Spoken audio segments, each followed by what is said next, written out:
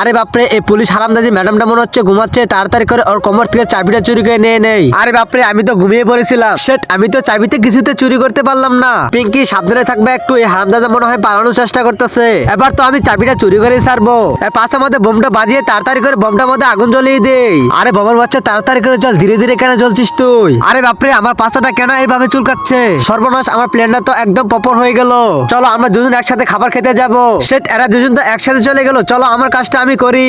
আরে শুনো, এটা কি করিতেছে? আরে পিঙ্কি ম্যাডাম দেখো আমার কত সুন্দর সেক্সি বডি। ম্যাডাম, আমার বডিটা তো আপনার অনেক ভালো লেগেছে। ম্যাডাম মনে হয় আমাকে সত্যি সত্যি জেল থেকে বের করে দিবে।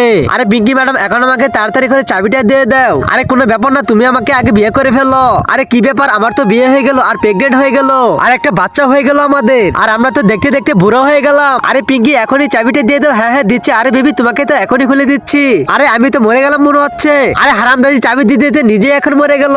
চলো এখন তাড়াতাড়ি করে জেল থেকে বের হয়ে যাই। চলো, আমি তো একদম আজাব হয়ে গেলাম। আর কি রে বন্ধুরা, আমিও তো মরে গেলাম। আমি মায়ের কসম দিছি, ভিডিওতে তাড়াতাড়ি লাইক সাবস্ক্রাইব করে দাও।